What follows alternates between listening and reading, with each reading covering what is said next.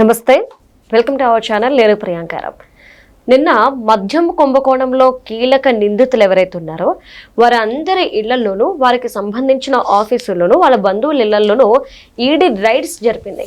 మరి ఈ ED rides Vijayasai Reddy ఇంట్లో కూడా జరిగాయి 13 గంటల పాటు. అయితే ఇది అయిపోయిన తర్వాత విజయసాయిరెడ్డి గారు ప్రెస్ మీట్ పెట్టి చంద్రబాబు నాయుడు గారిని నానా మాటలు అన్నారు. వృద్ధాప్య రాజకీయ నాయకుడు, ఆంధ్రప్రదేశ్ ఆయన వల్లే ఇలా నాశనం అయిపోయింది అని చెప్తూనే జగన్మోహన్ రెడ్డి గారిని కూడా ఆయన విమర్శించారు. ఈ విమర్శించి మరొక మాట అన్నారు, నేను రాజకీయాల్లోకి రావాల్సిన అవసరం వచ్చింది అండ్ ఏపీలో మరో కొత్త పార్టీ రావాల్సిన అవసరం ఏర్పడింది కాబట్టి నేను పార్టీ పెడతా అని. అసలు విజయసాయిరెడ్డి గారు ఏం చెప్పాలనుకుంటున్నారు, ఏం చెప్తున్నారు? నిజంగానే కొత్త పార్టీ అవసరం ఈరోజు రాష్ట్రంలో ఉందా? మరి జగన్మోహన్ రెడ్డి గారి వల్ల ఏపీ రాష్ట్రం అంతా నాశనమైందా? చంద్రబాబు నాయుడు గారి వల్ల నాశనమైందా? ఎవరు అభివృద్ధి చేస్తున్నారు? దీని గురించి చర్చించుకుందాం. మనతో పాటు మాట్లాడడానికి ప్రముఖ పొలిటికల్ ఎనలిస్ట్ అంకమరావు గారు ఉన్నారు. ఆయన అడుగుదాం.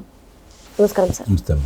సార్, అంటే రాష్ట్రం ఈ విధంగా తయారవడానికి, నాశనం అయిపోవడానికి చంద్రబాబు నాయుడు గారే కారణం.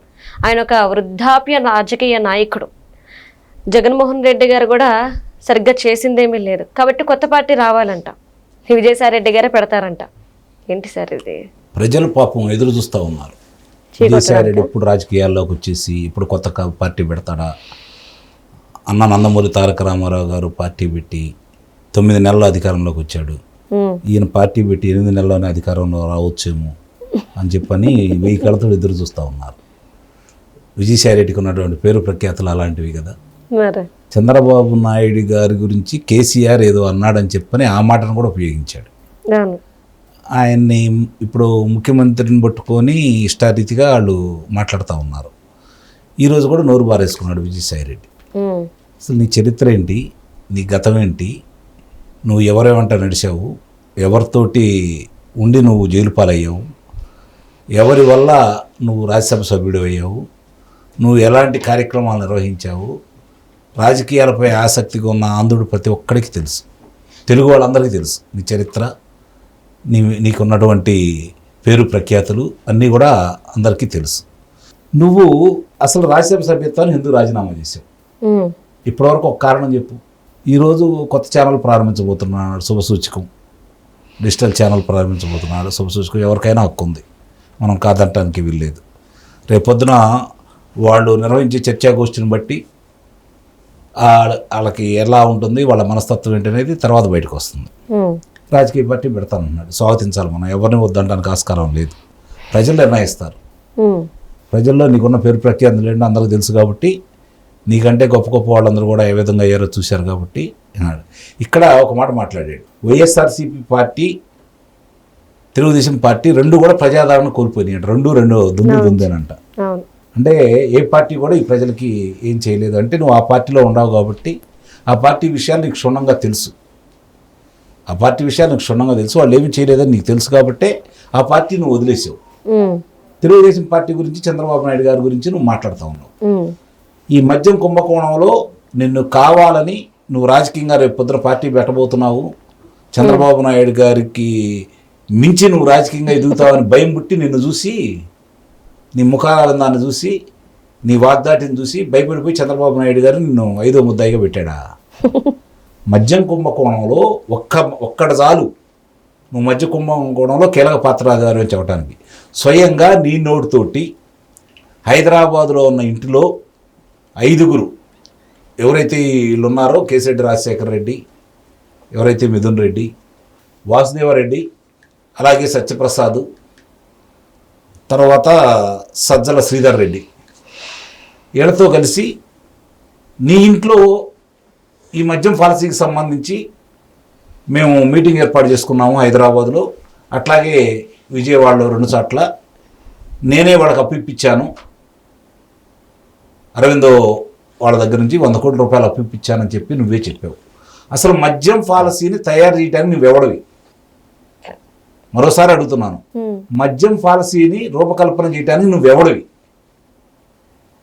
ఏ అధికారం నీకుందని చెప్పని మద్యం పాలసీ గురించి నీ ఇంట్లో సమావేశం ఏర్పాటు చేసావు? ఇది చాలు కదా ఆ కుంభకోణంలో నీ పాత్ర ఇవ్వటానికి. నీకు అసలు ఏది సంబంధం, నువ్వెవరివి, ఏ హక్కు ఉందని, ఏ అథారిటీతోటి నువ్వు దాన్ని మీటింగు అక్కడ ఏర్పాటు చేసుకున్నావు నీ ఇంట్లో 2 సార్లు కూడా. అంటే నువ్వు ఎలా తయారు చేయాలి, ఏం చేయాలి అంటే మీరు ముందు అనుకొని దాన్ని వైఎస్ఆర్సీపీ పార్టీ ఇదిగా చెప్పుకుంటూ జగన్మోహన్ రెడ్డికి చెప్పించేసి నువ్వు దానికి సంబంధించినంత వరకు ఎలా చేయాలి, ఏ యొక్క మద్యం తయారు చేసే కంపెనీలు ఉన్నాయి, వాటిని ఏ విధంగా స్వాధీనం చేసుకోవాలి, అక్కడ మద్యాన్ని మీరు అనుకున్నట్టు దక్షిణాఫ్రికాలో సునీల్ రెడ్డి, అనిల్ రెడ్డి అనే వ్యక్తుల ద్వారా ఆ ఫార్మేట్ని ఇక్కడ తీసుకొచ్చేసి ఎంత తక్కువ ధరగా మద్యాన్ని తయారు చేయొచ్చు, ఎంత నాసిరకంగా మద్యాన్ని తయారు చేయొచ్చు అని చెప్పని ఒక ప్రణాళిక రచించుకున్నది నువ్వు, నీ ఆధ్వర్యంలో నడిచింది, నువ్వే దానికి సూత్రధారివి, పాత్రధారివి. ఈరోజు నీకేం సంబంధం లేదా? కేసిరెడ్డి రాజశేఖర రెడ్డి ఒక్కడే నీ ఇరికించేసి నీ బాస్ వైఎస్ జగన్మోహన్ రెడ్డిని రక్షించే క్రమంలో భాగంగా మీరందరూ ఆడుతున్నటువంటి నాటకం కాదా ఇది? ఈడికి పని పాట ఏమి లేదా? ఏదన్నా ఆధారం లేకుండా ఇప్పటివరకు ఈడీ ఎవరి మీదైనా విచారణ చేసిందా? ఎవరిలో అయినా సోదా చేసిందా? నువ్వు చాలా తెలియగలాడు, ఆడిటరే కదా. సాక్ష్యాధారాలు నువ్వు ఇంకా 2 సంవత్సరాల తర్వాత నీ దగ్గర అడ్డు పెట్టుకుంటావని నమ్మడానికి మేమేమి పిచ్చాళ్ళం అయితే కాదు కదా. నా ఇంట్లో ఏం దొరకలేదంటే దొరకవు నీ ఇంట్లో, కానీ ఆధారాలు ఉండబట్టి వస్తారు. ఆధారాలకు నువ్వు ఏ సమాధానం చెబుతావో దాని మీద తదుపరి చర్యలు తీసుకుంటావు. గతంలో కూడా వైఎస్ జగన్మోహన్ రెడ్డికి సంబంధించి ఈ ఆస్తుల వివాదంలో సిబిఐ పెట్టిన కేసులకు సంబంధించి నువ్వు సహకరించకపోయినందువల్ల జగన్మోహన్ రెడ్డితో పాటు నువ్వు 16 నెలలు జైల్లోనే ఉండవుగా. ఈ రోజు కూడా నీకేం సంబంధం లేదని బయటికి రాలేదుగా. ఆ రోజు సంబంధం ఉందని నేను చెప్పావా? ఈరోజు నువ్వు చెప్పడానికి నువ్వు చెబుతాను, ఎవరు నమ్ముతారా? నీలో పశ్చాత్తాపం ఏమన్నా ఉందా? లేదు కదా. నువ్వు మానవ రక్తానికి అలవాటు పడ్డ పులిలాగా డబ్బుని ఎలా సంపాదించాలనే ఒక వ్యసనంలో వాళ్ళకి సహకరించడమే కాక వాళ్ళతో పాటు నువ్వు కూడా సంపాదించిన వ్యక్తివి. ఆ డబ్బును సంపాదించాలనే ఆలోచనతోటి నిరుపేదల రక్త మాంసాలతో వ్యాపారం చేసినటువంటి దుర్మార్గులు మీరు. నాసిరకం మద్యాన్ని తయారు చేసి 30,000 మంది ప్రాణాలు పోవడానికి కారకులైన వ్యక్తుల్లో నువ్వే ప్రధాన పాత్రధారివి. నీ వల్లే ఆ ఫాలసీ ఏర్పడింది కాబట్టి ఆ పాపంలో సింహభాగం నీకు కూడా ఉంటుంది. ఈరోజు నాకు ఏమీ తెలియదని నువ్వు చేస్తే నమ్మడానికి ఎవరున్నారు పిచ్చివాళ్ళు ఇక్కడ? నోటికి వచ్చినట్టు మాట్లాడుతున్నావు. ఇది చంద్రబాబు నాయుడు గారి యొక్క ఉదాసీనత అని చెప్పైతే నేను భావిస్తున్నా. విజయసాయి రెడ్డి ఆ విధంగా మాట్లాడుతూ ఉంటే కనీసం దాని మీద స్పందన లేకపోవడం అనేది నిజంగా అతను ఈ విధంగా మాట్లాడడానికి అవకాశం ఏర్పడుతుందని అయితే నేనైతే భావిస్తున్నాను. Thank you so much sir.